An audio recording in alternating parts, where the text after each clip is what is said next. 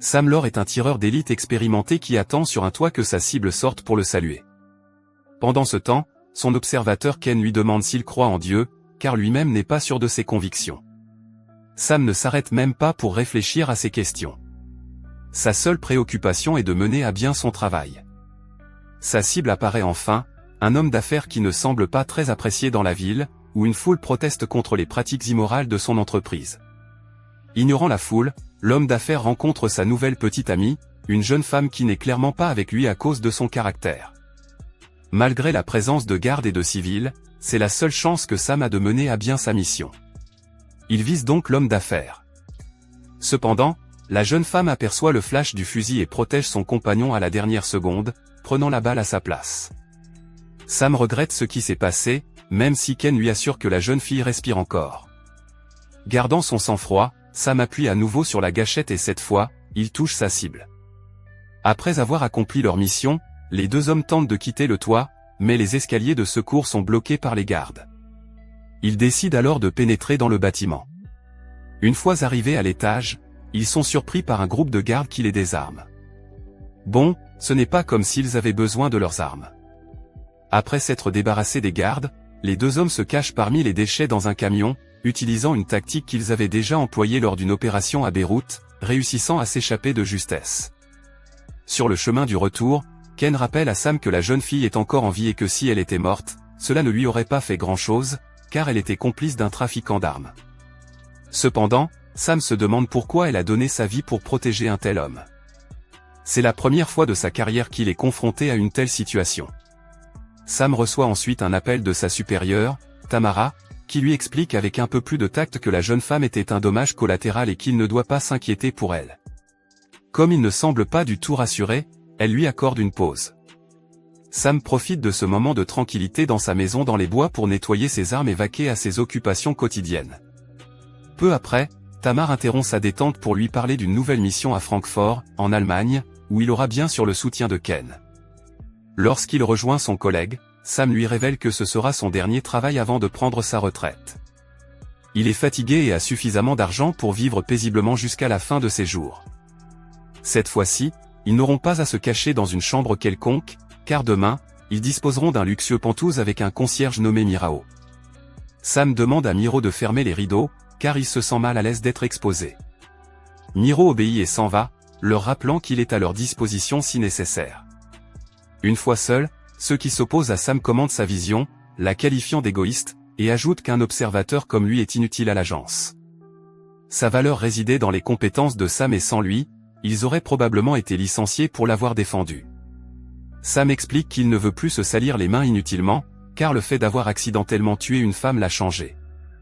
Il ne souhaite désormais que la sérénité dans sa vie et même Tamara ne parvient pas à le convaincre du contraire. Heureusement, Ken comprend sa position et accepte que ce soit sa dernière mission. Les choses commencent bien, du moins pour Ken, qui reçoit la visite de deux masseuses, Mona et Lily, envoyées dans sa chambre en cadeau par son patron. Pendant que son partenaire profite du service, Sam reste à l'écart et demande à Mona de fermer les rideaux, même si elle voulait admirer la lune. En échange, elle accepte de lui lire l'avenir. Puis, Miro arrive avec le dîner et insiste pour ouvrir les rideaux afin de profiter de l'expérience. Cela met Sam en colère, qui a toutes les raisons d'être furieux lorsqu'il aperçoit un éclair au loin. Un tireur d'élite le tient en joue. Sam et les autres se baissent rapidement, mais ils sont attaqués par l'assistant de Miro, qui s'avère être un tueur habile. Heureusement, Sam est un expert en combat et profite de la bagarre pour se débarrasser de son agresseur. Il se retrouve alors face à Mirao, qui révèle être un tueur à gages chargé de le tuer. Après avoir mis MKO hors de combat avec un Voss, Sam se concentre sur la destruction des sources de lumière du grenier avec son partenaire afin que le tireur ennemi ne puisse pas les voir, tandis que Ken récupère prudemment un téléphone pour éviter d'être découvert. Sam s'assure que les masseuses sont en sécurité. Une fois le téléphone mis en sécurité, Ken contacte Tamara et l'informe de leur situation. Comme leur position était secrète, il est évident qu'il y a une taupe dans l'agence qui les a trahis. Tamara promet d'envoyer un de ses agents pour les aider, ils doivent juste attendre et, plus important encore, survivre. Mona en déduit rapidement que si quelqu'un veut les tuer, c'est parce qu'ils ont fait de mauvaises choses et demande avec indignation qu'on ne la laisse pas mourir car elle a une fille à charge. Sam lui assure fermement qu'elle reverra sa fille, sans laisser le temps à d'autres discussions. Soudain, Miro revient et tente d'étrangler Sam avec un câble, mais Ken se précipite pour le défendre. Après un intense échange de coups, Ken parvient à pousser le faux portier par la fenêtre. Sam remercie Ken de lui avoir sauvé la vie, puis un coup de feu tiré par le tireur ennemi retentit. À l'aide du miroir, le protagoniste indique à son chef la position de son agresseur. Quelques secondes plus tard, Tamara confirme qu'ils peuvent désormais quitter le refuge. Mona, toujours dubitative, demande à Sam de s'exposer pour vérifier son état. Une décision qui lui coûte presque la vie. Lorsque Sam demande des explications à sa supérieure, celle-ci lui révèle qu'elle ne peut pas lui permettre de se retirer. Un contracteur avec ses capacités pourrait devenir un problème pour l'agence. Il vaut donc mieux l'éliminer immédiatement. Déçu, Sam demande qu'au moins Ken soit épargné, mais cela n'est malheureusement pas possible. Ken parle trop, ce qui le rend dangereux pour la confidentialité de la mission. Pendant tout ce temps, Sam et Ken n'ont pas éliminé les méchants comme ils le pensaient, mais plutôt des personnalités importantes qui représentaient un problème pour l'avenir.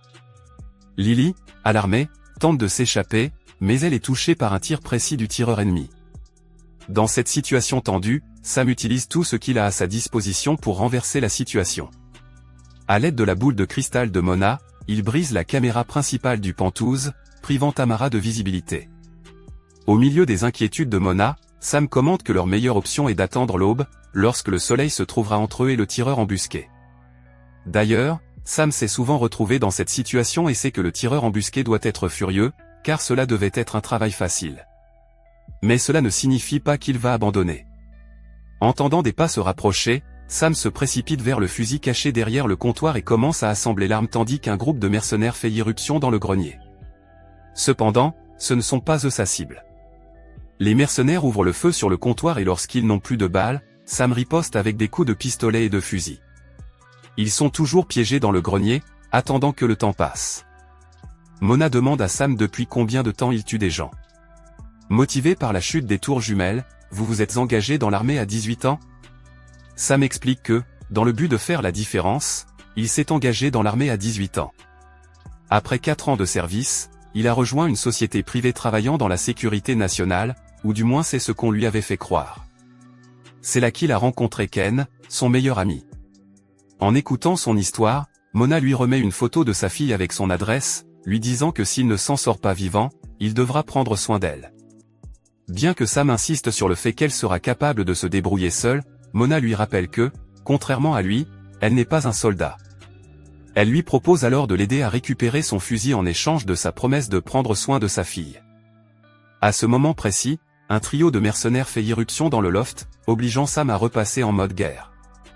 Les deux hommes s'engagent dans un combat au corps à corps jusqu'à ce que Sam trouve leur point faible, leur propre grenade. De retour dans le Pentouse, il rencontre un mercenaire qu'il croyait mort, mais quelqu'un d'autre le met hors de combat. Malheureusement, cette action l'expose au tireur embusqué, qui n'hésite pas à tirer sur elle.